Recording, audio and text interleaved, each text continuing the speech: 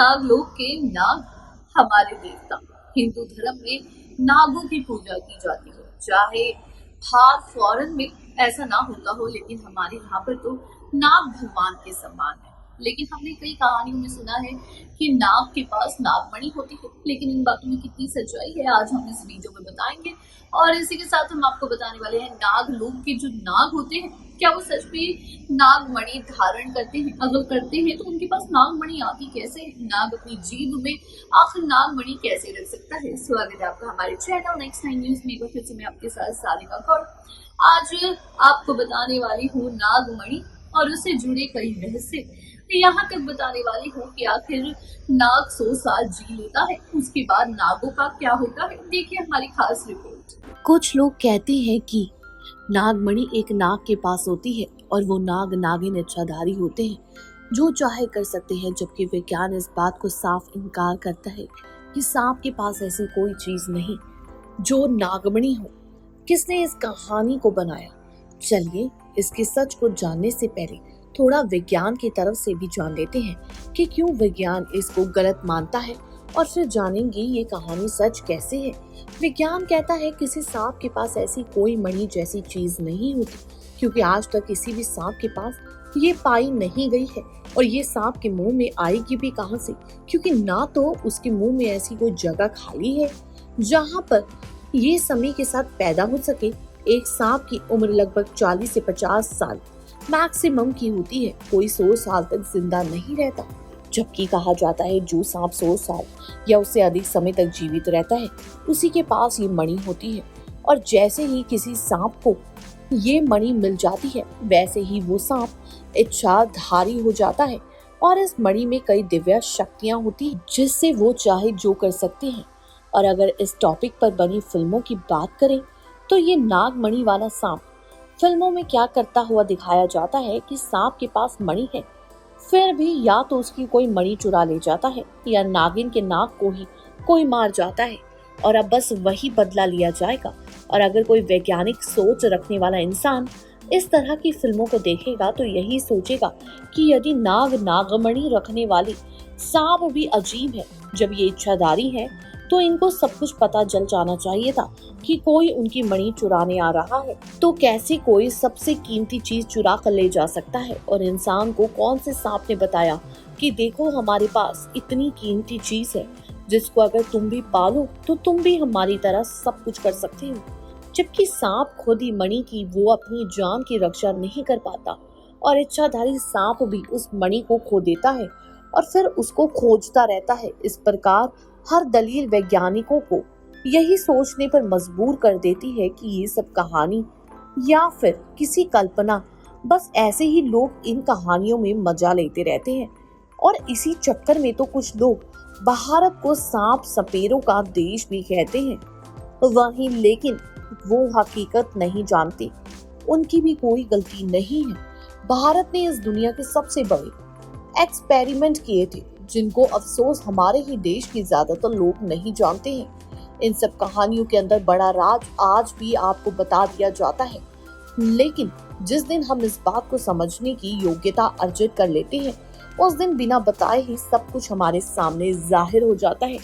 तो चलिए जानते हैं नागमणि के राज को, जिसको आपने शायद नहीं तो सुना होगा और ना ही ऐसा आपने कभी सोचा होगा। ये कहानी किसी सांप की नहीं है, ये कहानी हम सभी की है और हर इंसान पर लागू होती है। और आपको ये बात पूरी तरह से समझ तो आज ही आ जाएगी, लेकिन अगर आप इस बात का प्रूफ मांगेंगे तो इसके लिए आपको खुद भी तीसरे लेवल पर पहुंचना होगा। और तीसरा लेवल मतलब पहला बॉडी का, दूसरा माइंड का और तीसरा आत्मा का होता है। और वो इसलिए जरूरी होता है क्योंकि सेम लेवल का इंसान ही सेम लेवल की बात समझ सकता है। जैसे अगर आपको चाइनीज भाषा आती हो तो आपके लिए इसे समझना बच्चों का खेल होगा, लेकिन अगर आपको ये भाषा आती ही ना हो तो आप तो सपने अंदाजे की घोड़ी ही दौड़ आते रहोगे और आपका अंदाजा सही भी होगा। इसके चांस भी लगभग 1% ही है। चलिए बताते हैं कि कहानी तो जैसा इस कहानी में कहा जाता है कि जिसको भी ये नागमणि मिल जाए वो चाहे पा सकता है सब कुछ। देखिए ये कहानी इंसान के अंदर की कुंडलिनी शक्ति को बताने के लिए आपको सांप के प्रतीक के रूप में बताई गई थी। इसलिए अगर इसी सांप को लंबा किया जाए तो इसका मुंह आपके माथे की उसी जगह पर दिखाया जाता है और जहां पर भगवान शिव के माथे पर तीसरी आंख दिखाई गई है और वही सबसे प्रमुख आज्ञा चक्र होता है। और अगर आज्ञा चक्र की खासियत की बात करें तो इसके बारे में भी कहा गया है कि जो इस नागमणि के बारे में कहा जाता है कि जिस इंसान का ये आज्ञा चक्र एक्टिव हो जाता है वो भी जो चाहे कर सकता है। जैसे ही किसी को बिना किसी मोबाइल या इन सब चीजों के मैसेज पहुंचा सकता है, दूसरों के विचार जान सकता है, जिसको टेलीपैथी कहते हैं। वही बात करते हैं नागमणि के रहस्य की। नागमणि एक मोती के आकार की होती है और ये जिन सांपों में मिलती है वो इंडोनेशिया मलेशिया में पाए जाते हैं और इसको कोबरा पर्ल और नेचुरल पर्ल के नाम से भी जाना जाता है। और इनका आकार और डिजाइन कुछ फिश पर्ल से मिलता है। आपने कुछ कहानियां भी सुनी होगी जो इनसे मिलती है कि नागमणि उन सांपों को मिलती है जो 1000 सालों तक जिंदा रहता है और इस सांपों को सब नागराज बोलते हैं। वो सभी सांपों के राजा होते हैं। अब बात आती है कि नागमणि दिखती कैसी है। नागमणि देखने में बहुत छोटी सी एक मोती की तरह होती है। कुछ लोगों का तो ये भी बोलना है नागमणि वैसी होती है जैसे चावल का एक दाना। कुछ का कहना है कि नागमणि एक बड़ी मोती की तरह होती है। अगर देखा जाए तो दोनों बात कुछ हद तक एक दूसरे से जुड़ी हुई है। वो इसलिए क्योंकि जैसे जैसे नागमणि की उम्र बढ़ती है वैसे वैसे ही उसका आकार बढ़ता है। लोगों का मानना है नागमणि में इतनी चमक होती है कि एक अंधेरे कमरे में भी रोशनी पैदा कर सकती है।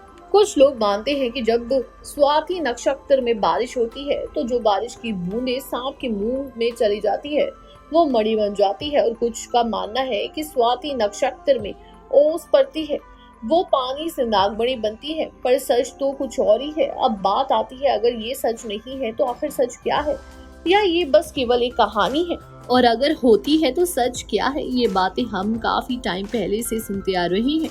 कुछ लोगों का ये भी मानना है कि नाग अपनी मणि को अपने सिर पर रखकर जब ओस की बूंद को पीता है और उस समय उसको कोई आदमी देख ले तो वो आदमी कभी भी करीब नहीं रहता। लोग ये भी बोलते हैं कि जब कोई नाग 100 सालों तक किसी को नहीं डसता है तब जाकर उसको नागमणि मिलती है।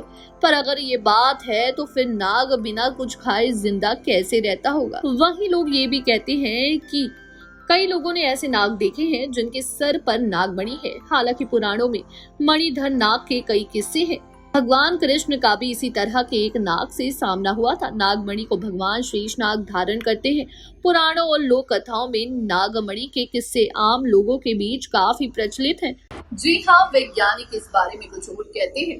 कहीं भी क्यों ना, अगर नागमणि में की शक्ति है, जिनके पास नागमणि है वो कुछ भी कर सकते हैं, तो आखिर इच्छाधारी नाग अपनी जान क्यों नहीं बचा पाते? क्यों इंसान नागमणि चुरा लेते हैं, जो हमने अक्सर टीवी सीरियल्स में देखा है। वहीं आपको बता दें कि आज दुनिया बहुत आगे बढ़ चुकी है और यहाँ पर कई तरह के रहस्यों से पर्दा उठ चुका है। वहीं दुनिया में ये नागमणि है या नहीं, इस बात से पूरी तरह से पर्दा नहीं उठा, लेकिन हिंदू धर्म में ये बातें सत्य है। जानकारी अच्छी लगी हो तो चैनल को सब्सक्राइब करें, बेल आइकन दबाना ना भूलें। धन्यवाद।